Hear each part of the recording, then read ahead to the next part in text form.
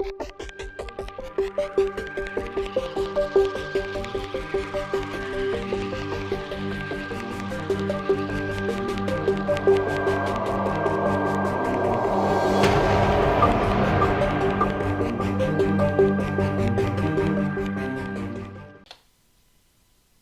everyone and welcome to my Java tutorial series.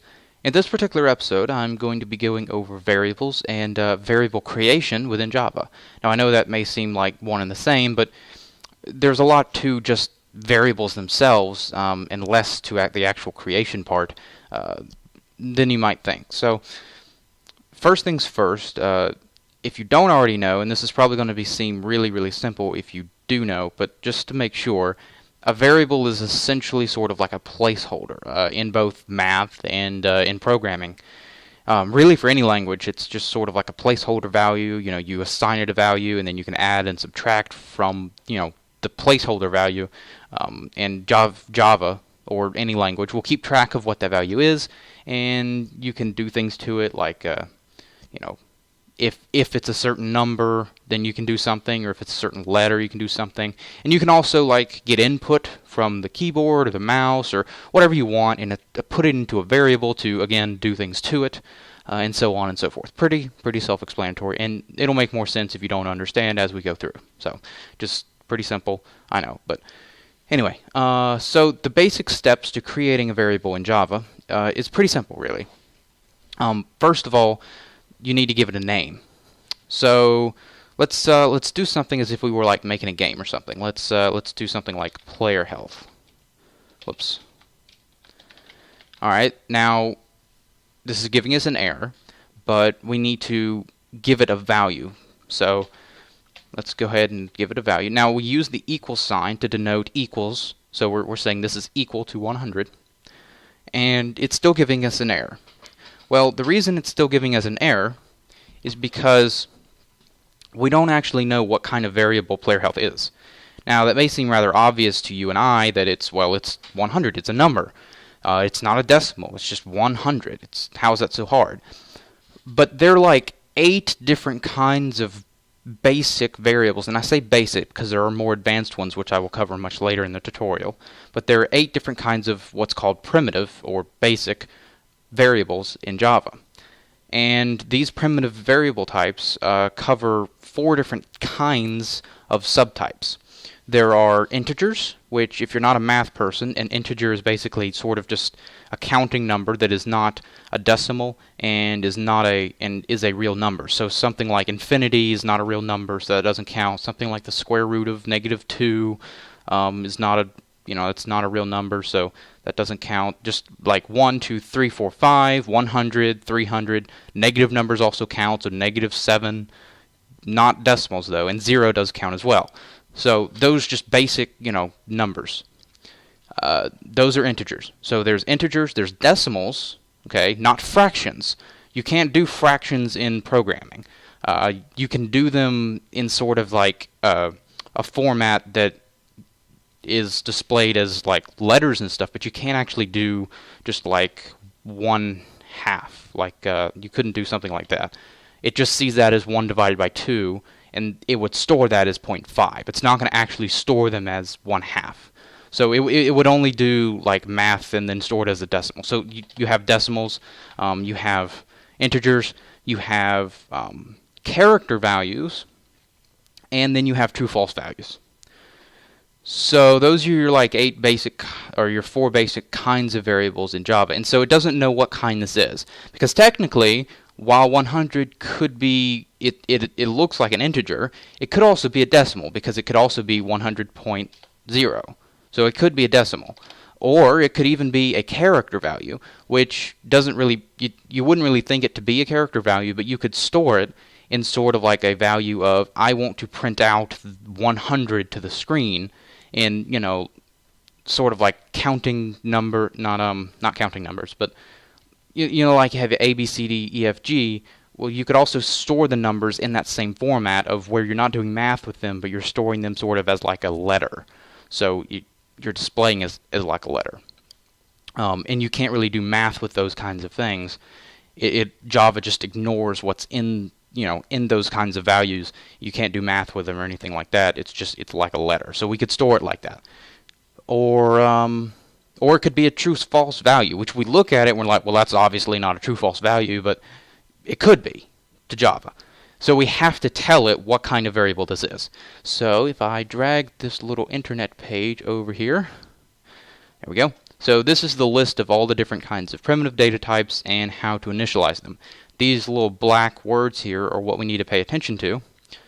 These are the ones that we actually need to stick in front of this player health. You stick the name of the variable that you're creating in front of the variable name. So actually, technically, that's the first step. Declaring the type of name or the type of variable that you're creating. I'm sorry, I'm getting my words mixed up. So let's see. For player health, we would want this to be an integer. So what's an integer? What kind of variable is an integer? Well, if we look at this, okay, byte data type, integer. Okay, bam. Well, let's put this as an integer. Okay, cool. It works. Sort of. There's still an error. Why is there still an error? Well, Java, the way Java works is it ignores all the white space. So technically, we could do the statement like this, and it would work just fine. I mean, obviously it's not working now because it's still got an error, but it would work fine. So because of the way that Java ignores whitespace, we have to denote the end of a statement. We have to tell Java, okay, I'm done typing out the statement, that's it, I'm finished. So to do that, we use a semicolon. If you think of it like an actual language and you're using punctuation, then this could sort of be like an adjective. This is your topic sentence, or like your subject. This is your predicate. And then the semicolon is a period. Hopefully that makes sense to people. I'm not exactly the best with grammar and stuff, but I'm trying to give that as an example to the non-math people. Because programming is a lot easier to understand if you're a math person, and I am a math person. Because it's a lot like math, variables and assignments, and you end up doing a lot with math anyway, so it makes a lot more sense. But for the grammar people, you have your sort of adjective, your subject, your predicate, and then your period with the semicolon. So that's kind of how that works. So and again, this is actually a perfectly valid statement, even though it's all split up with the white space. So it doesn't matter with white space, whatever. Doesn't matter, because you can tell Java where you want the statement to end with a semicolon. And we can even put the semicolon like way over here and it would still work. But for the sake of readability, I'm going to not do all this fancy mess that I did here. And I'm going to put it all on one line because it's easier to read. So give me 1 second. By the way, I apologize if my breathing gets a little annoying. I've been out of breath because I was walking around and stuff earlier, so I probably shouldn't record a tutorial right after doing that, but whatever. All right, so sorry. Okay. We have bytes. This is working. This is fine. So let's say we want to deal damage to the player. We have we need another variable to do that. So we do bytes. We can do damage dealt equals, I don't know. Let's really kill this player. Let's do like 200 damage. This is going to be a dead player. But we're getting an error. Why are we getting an error? This should work. This says right here that this is an integer. Byte is an integer. Bytes, it doesn't make any sense. Well, if you looked at this closely while I was flipping back and forth, you'll notice that the short, it also says it's an integer. An end, that also says it's an integer. And long, well, would you look at that, that's also an integer. Why the crap would we need 4 different variables that are integers? Well, if you look over in the next sentence, it explains why. This right here is essentially saying that each one of these variables can store varying amounts of numbers. or, well, varying degrees of numbers. So a byte can only store to a maximum of 127. This is 200. So we'd have to use the next highest up, which is a short, which can store up to 32,767. Now keep in mind that these can also do negative numbers. So, it can do negative 32,768 as well. But we're not doing a negative number, we're doing a positive number. So if we do 200, that's not going to work. We have to do short for this. And voila, it works now. Cool. So, that's working now. But probably your next question is going to be, why are there 4 different kinds of integer variables? Well, the answer lies in the way memory is sort of done in computers. So this is probably going to be a little bit of a long spiel, so I apologize, but not many people really care about this, and I kind of feel that it is somewhat important, so I kind of want to talk about it. Because I not only want to teach people how to program, I want to teach people how to program properly so that their code is very efficient and easy to read and makes sense to anybody else that is coming along. And also it's efficient. It works very well, and it doesn't use up much memory. So basically, each type of variable here, while it can hold larger and larger numbers, they also use more and more memory. A byte uses 8 bits of memory, which is equal to 1 byte. Every 8 bits is 1 byte of memory. And if you're not familiar with, how memory works, if you're not a big computer person, you're just learning this, I'll explain sort of how the whole byte thing works. Let me open up Task Manager real quick to better explain this. Okay. So if you look right here, you can see a whole list of programs that are currently running on my computer. And, you'll notice I've got my video recorder here running. I've got Google Chrome running up here in the background. I've got a couple other just random programs, my graphics cards and Eclipse. I've got Steam and various other things like that running. And you'll notice they all have a K after them. That stands for kilobytes, which is the amount of memory that it's using up on my computer. My computer can hold, let's see, about 8 gigabytes, 16 gigabytes worth of memory. So you can see it's currently using 2.92 gigabytes all in total. And I can hold like 16 gigabytes worth of stuff. I think it's 16. Maybe it's 8. I can't quite remember off the top of my head. I'd have to look again. I should remember something like that, but whatever. So I have a lot of gigabytes of data that I can run. But once I've hit that maximum amount of data that I can be running at one time, my computer can't really run any more programs. It starts slowing down. So if I use up all of my RAM, which is, that's the 16 gigabytes I was referring to. That's my RAM.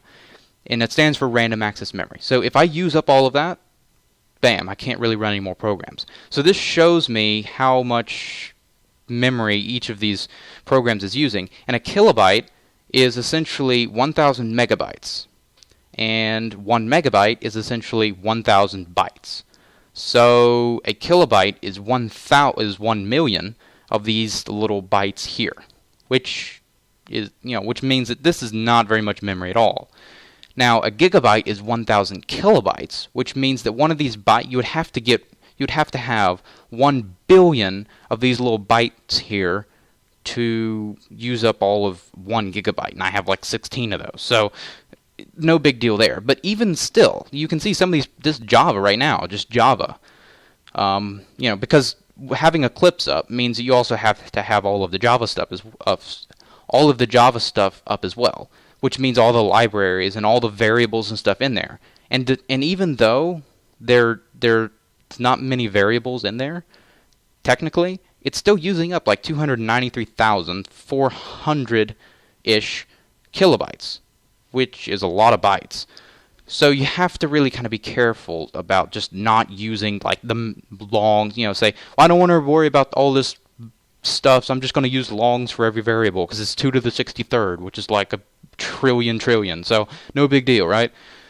No, because if you look at this is 64 bits, which is 4 times the number of this, which means that if you have 2 variables that are longs, that is basically you're using. Let's see. See, if this is 1 byte, this is 4 bytes, right? So if you have 2 longs instead of what could be 2 bytes, you're using 8 times the amount of memory than you should be, which can add up very, very quickly. Because, to create a this is a pretty simple program. I mean, I say simple for a compiler, but it's not too advanced. It can do one function, and that's it. A lot of programs can do, well, okay, one function is probably, okay, Google Chrome. Let's take Google Chrome, for instance, or, let's see, what's another big running program? Well, Chrome is an Internet Explorer, and I've got just like a couple tabs up. I've actually got 2 pages, I've got a total of 3 tabs up, 2 on, this page and 2 on this page. So, or actually just 1 on this page. So I've got total 3. And we're using up a bajillion amounts of memory. So if you want to create a similar program, and you're just using longs all the time, multiply all of this times like an additional, because usually people just use ints.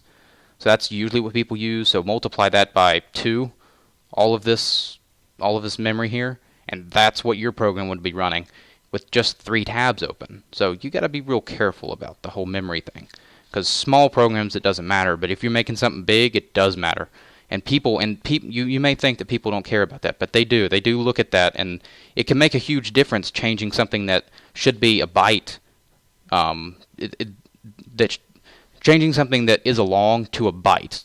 It saves like 4 bytes worth of memory, which can add up. So, okay. Whew, that's my little spiel there. Sorry about that, but I just wanted to kind of cover that. So now that I said that, I'm not going to really talk about that much more. I'll be trying to save memory in my code by using the appropriate types of things, but it's not a huge deal. You just kind of keep that in the back of your mind whenever you're making programs. Like I said earlier, most people use ints because it's not a long in that it doesn't use 64 bits of memory, but it's also not a byte in that it can store 2 to the 31st. Like, that's huge. That's like a, what? It's 2 followed by like 31 zeros. I think that's how that works. Big number, basically huge. So, yeah, so we could really just store this as like an int, and this is an int if we truly wanted to. But if we only want the player health to go up to like 100, it doesn't really matter, does it? However, we would actually have to store this as a short, because if we did subtract 200 from this, that would be negative, well actually it would be negative 100, so it wouldn't matter. But if we subtracted 300 from this, that would be negative 200, and that would be bigger than a byte could hold, so we'd have to keep that in mind. But for right now, we don't actually need to change anything. We could just keep that as that, and that's fine. So as far as ints goes, that's pretty much it. You can just make sure you use the right kind, and you're good. Now, floats and doubles are essentially the decimal versions of bytes, shorts, ints, and longs. Now, there's only 2 of them because a double can hold like a lot of. It's not so much like to 2 to the 63rd. It's more about how many points of decimals you can have. So let's say that you can have a total of like now this is not the actual number, it's a lot more than this. But let's say you can only have like a total of 4 decimal points. So let's just create a double real quick. Let's make this a double. And let's say that we're going to do like 25.65 amounts of damage. That's a random number, but there we go. So if you can only have a total of 4 points, in your number, this would be it, because we would have like a total of 4 places. 1, 2, 3, 4. That's 4 individual number places. However, if we did this, that would still be 4. It's not so much the how large the number is, but more about the places of the numbers. If you've done anything with like chemistry, where they're big on like making sure that you have like the right number of decimals compared to the stuff that you're calculating, you'll know all about how all that works, and the places of the decimals is really important. This is kind of similar. So if I did this, I could also do this, because the 0 wouldn't really sort of be considered a place. I mean, in some cases it could be counted, but really you could also write it like that. so it's not even there. So and the double will actually still recognize that that's a number, even though we have no 0 there. So that's fine. And you know, we could do this, and then 1, 2, 3. That's still valid. So if we were only limited to 4, that's how that would work. And I believe, it doesn't really say it here, but I believe a float is a maximum of 13 places, and a double is 27 or 23, something like that. I lose count. It doesn't matter. It's big. Most people end up using doubles, even though it's a 64-bit thing, just because 13 may not sound like, 13 may sound like a lot, but 23 is a lot more. It's usually a safer bet. So if you do, let's see, 1 million. Let's do 100,000. So this is 1, 2, 3, 4, 5, 6. Point 1, 2, 3. So it's 9, 10, 11, 12, 13. So that would be the maximum number of places that you could have. So if you're doing, science calculations, that's fine. But let's say we do 100 million. 1, 2, 3. Well, then we'd have to take 1, 2, 3 off of that. And now we've only got 4 places of accuracy. That's kind of usually okay in scientific calculations, but if you're doing really advanced finite things, you may need a couple more. And if we decided to do any more than 100 million, well, that'd get stretchy. So a float usually would cover you for 13 places. Maybe it's a double that has 13 places. I can't remember. It doesn't actually say it in here, so I can't remember what it is. I could look up here, but I don't really feel like it right now. It doesn't matter. But anyway. Also, most people end up using doubles too, because floats, I don't know, floats can be iffy. Let me show you what I mean. So if I do 1.25 semicolon, it's giving me an error, and it's saying to add a cast. Even though this should accept decimals, it's not, and I don't entirely understand why. So it says to do that, and that's kind of entirely unnecessary. I don't entirely understand why this is doing... Oh, I spelled dealt wrong, didn't I? Whoops. I don't entirely understand why this is the case, but that's the way it is. And so most people end up using doubles just to avoid that. And really, it shouldn't matter that much, because if you're careful, you shouldn't need to use decimals all that often. Now, the reason decimals are so much more memory than integers is just because of the way they have to be stored in memory. They're not as easy to store as normal numbers because they're decimals, so they're like half numbers, really. So they're a little harder to store, so they require more memory to do so. But moving on to Booleans.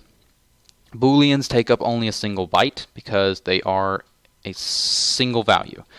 It's a 1 or a 0, really, in machine language, true, false, which is how machines work. It's 1s or 0s, on or off type switching. So it's sort of what a Boolean is. But if you do Boolean, let's see. We could do this as like is player dead. And we could set this equal to false. So essentially that's how that works. And you'll know that you've done this right if it says false. You can't do like 1. That doesn't work. It doesn't accept numbers. It has to be true or it has to be false. And Booleans may not seem like they're very useful, but we could do something like is player dead, and if the player's dead, then, respawn player. We could do something like that. Now you could also analyze the health to see if the health is 0, but it's just for as an example, you could have a Boolean that turns on whenever the player is actually dead, and then you can do something off of that and then reset the Boolean back to false. So they're useful in a lot of cases, and you'll see how useful they are once we've actually gotten into some actual program code. But essentially that's Boolean, pretty simple, and it only takes up 1 byte of memory because it's a 1 or 0 in machine language. And a char variable is a 16-bit, so that's, let's see, it's 2 bytes. Basically, if you see this, it says Unicode character. Basically, Unicode is sort of like It's a sequence of like all kinds of values, and you'll notice it says 65,535 inclusive. Basically, that means that there's a bajillion amount of individual characters. It has all of the characters in the English language, both lowercase and capitalization, both lowercase and capitalized. It has all of the punctuation. It has the white space character, which is a character. It has all of the ASCII characters. It has lots of other characters from other languages. You know, all of, like, in Spanish, you have the ñ. You have all of the accents on the letters. You know, you have, like, Arabic characters. It has all of these other characters from other languages and stuff. And it's all been compiled into what's called Unicode. And it's a machine thing, so it's in every computer. It's in all the languages for computers and stuff, and the languages can access the Unicode to be able to display characters. It's sort of like built into computers. It's just sort of like a big compilation project that was done, and it's just built in there. So a char value is able to access this. So if I did char, and we did character. And we can do equals, and then we can assign it a value. I could do G, semicolon. There we go. That works. Except one problem. The reason that this... Let me see. Does this work? No. Okay. The reason this is not working is... Well, actually, it was working. Hang on. It was working for a second. Okay. I don't know. Okay. Whatever. Just to be safe, you want to put it inside of these little single quotation marks, and that will essentially say, this is the character I want to put in there. So you put it inside of these single quotation marks, and then it knows exactly what character it is storing, because essentially you could store white space. So you can store, you know, semicolons, you can store an equal sign, you can store all of these characters that you're using in the statement. So you have to be careful about, you know, where you put the single quotations, and then that's why they use the single quotation, so it doesn't accidentally store the wrong character. So basically, you just put whatever you want in these single characters, and you cannot do more than one thing. So I couldn't do like test. You can only store single objects. I'm just trying to make sure I worded that correctly. So you can only store one thing at a time in a char value. That's why it's char. It stands for character. So a character is a single character. It's one value. It's one letter, one number. You can also do numbers. One symbol, one anything. And again, just to clarify, you can do ASCII code. Now that's the wrong... Oh, that's another language. Let's see. There's like an ASCII symbol. So you can do those. And if you want to know how to do ASCII symbols, you know, look it up. There was an entire Star Wars film made with ASCII symbols. So they're abundant, and you can find plenty of charts on what they are. But you may also think that these are not as very useful, but trust me, they can be used in specific circumstances. If you want to get just like a single letter from someone, if you're making a program that responds off of, like, you know, yes or no questions, instead of just writing out yes, you can just put the letter Y or the letter no, or the letter Y or the letter N, not the letter no, that's not a letter. The letter Y or the letter N, and then you say, okay, if Y, then do this. If N, then do this, and you have those stored in a char value. So, now, that is pretty much it for the types of variables that we have, and also the how to actually create them in Java. So, just a couple of other little things. If you've noticed, I have specifically named my variables in certain ways. For instance, when I had player health, I capitalized the H, and I made sure that everything else was lowercase. This is what we call Camelcase, and it's a programmer thing. And it's in almost every language. If you see a language that's not using it, it's usually not because of that language. It's just programmers, I guess, don't want to do it in that language. I don't know. It's just sort of a programmer thing, and it's an easy way for no matter what language you're in to look at code and be able to guess the basic sort of gist of it.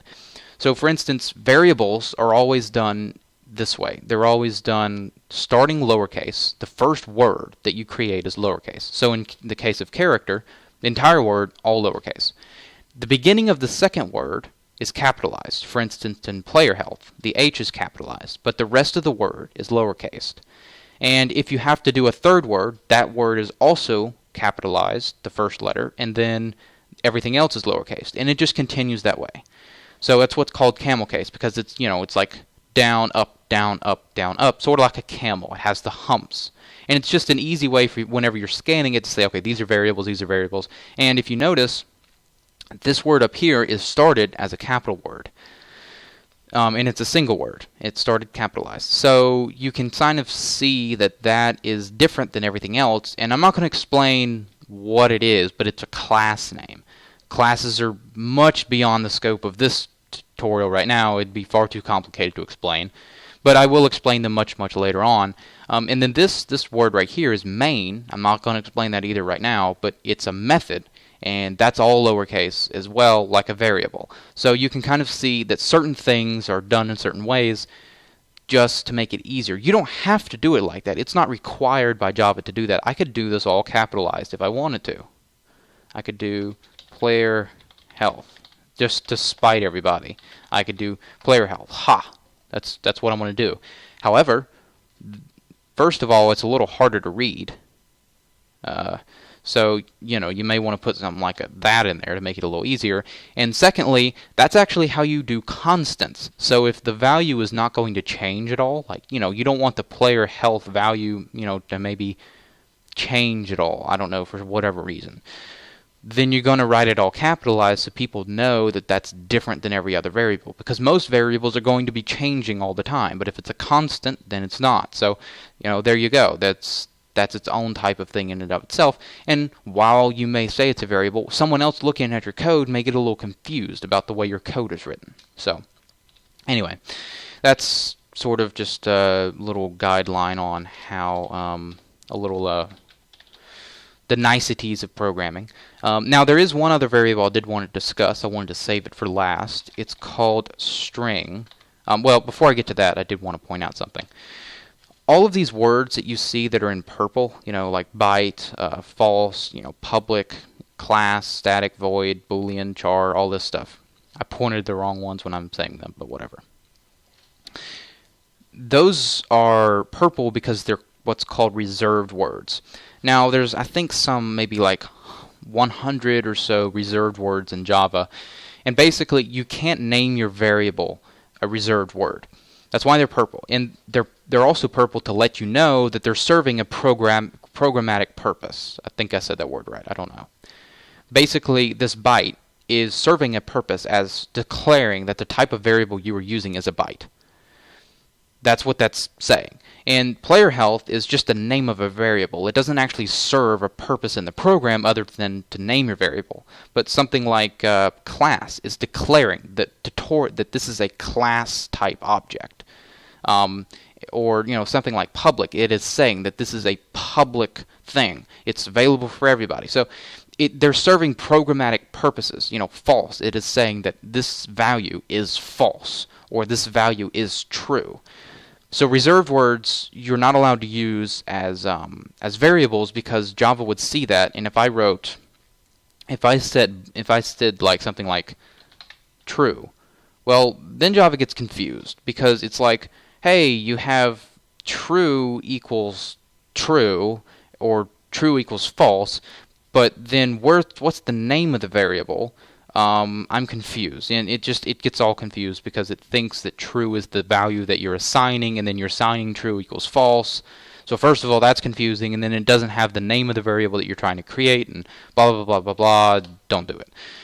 If it's a purple word, you cannot use it as a variable, basically. And also, you can't start variable names with numbers, but you can use numbers at any point in the thing. So if I do this, that doesn't work, but I could also do player health 1. That's fine. So you can only start them with numbers, and I don't think you can use, no, you can't use special characters in them. So it's either letters, or really that's it. And you can use numbers in the variables, but you can't start them with numbers. So that's that. Let me do is player dead. Okay. Now the other thing before my voice completely gives out on me, because I've been talking nonstop, is a string. Now, the reason I wanted to talk about the whole purple thing is because this will not actually turn purple. I could do string equals There. And let's just do that. Okay. So this is not actually a purple word. That means that I could actually do string as the variable name. And that's fine. Java understands what's going on. Now you may be asking, well, if that understands that, then why can't it understand byte byte? Because string is not a primitive data type. Technically, it's an upgraded version of character. And if I double click on this and I do open declaration, okay, it won't actually find it, so never mind. But basically, string is a class. I'm not going to talk about classes right now, but string is a class. And there's an entire, let's see. There's like an entire section. Let me just open up one of these random projects that I did. This, fine. So there's like an entire section of code, all with this in it, devoted to just this variable, just this. So that's sort of what a class is. A class is just like a whole section of code. That's the basic thing, and a string is one of those. And it's devoted to creating this type of variable. And it's basically using the char variable, but in just a different way.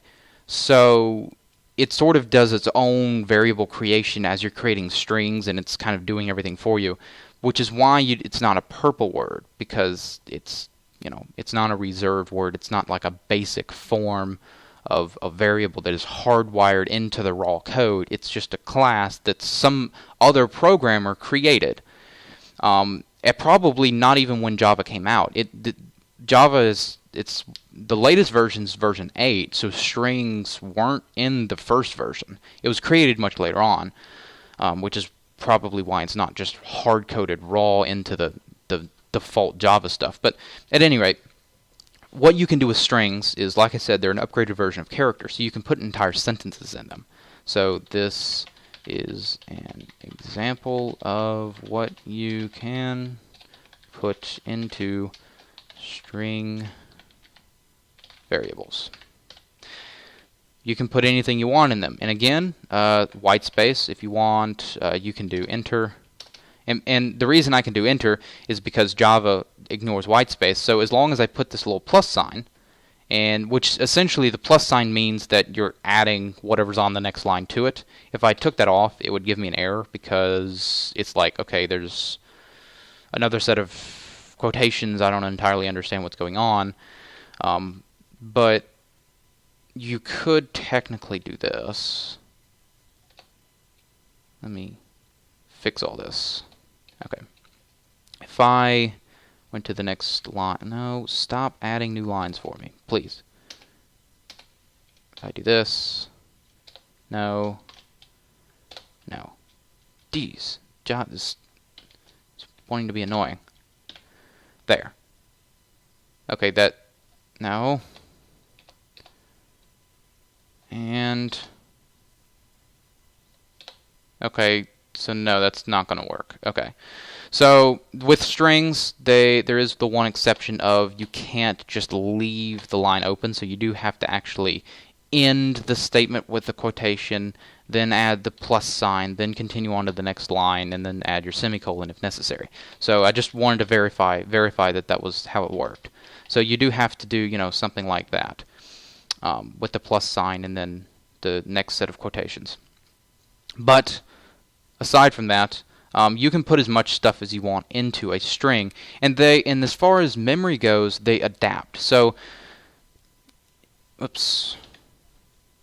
If a character value is 16 bits, which is 2 bytes, then every single one of these characters that are in here, since it's using an upgraded version of a character value, it's just using all of these a character or a char for creating a whole bunch of these. Every single one of these characters is going to be 2 bytes. So if you have a word that is 10 letters long, that'll be 20 bytes. That's sort of how that works. So, you know, it can get a little pricey, but at the same time, the likelihood of you putting like hundreds of thousands of sentences into your code is outrageous, because that would just be weird for hard coding that many sentences. People usually use like files, special files that are for that kind of thing. So Anyway, that's a string value that's still there. You can use it if you wish to, and oftentimes these are used for getting input from something, like for instance the player. So you get like an input from a string, so they could like write an entire sentence out, like for instance in a Word document, and then you could print that back to the screen. So you're not going to often be using these as to like, put dialogue or actually put this entire sentence into and do things to it in the code. You'll just be getting input and then displaying that out. But one other thing that you need to make sure of is that you actually capitalize this S if I lowercase it, because again, it's not a reserved word. It doesn't know what I'm talking about. It's trying to reference something that it doesn't know what it is. So it has to be a capital S because that's the name of the variable. It's the name of the class that it's referencing. It's a capital S string. Because, like I mentioned earlier, the whole niceties of programming, classes are always started with a capital letter, which is another way to easily tell what, that this is a class because it's a capital letter, and why this should not be a capital letter and should be lowercase. So there you go. Oh, and just to verify, I can put ASCII characters in this as well. So, okay, that's pretty much it. As for variables, I know this has been rather lengthy, and I hope everything made sense. I apologize for my little bit of rambling here and there, and for my little bit of shortness of breath at the beginning and sometimes during this video, but I've been kind of talking nonstop, and sometimes I like to get up and walk around when I'm doing these tutorials, and I'm kind of just rambling on about something. I'm not having to do like a bunch of typing or whatever, so that's also one thing. But feedback will be much appreciated, of course, so that I can try and do better. And yeah, I will see you in another video. Thanks for watching.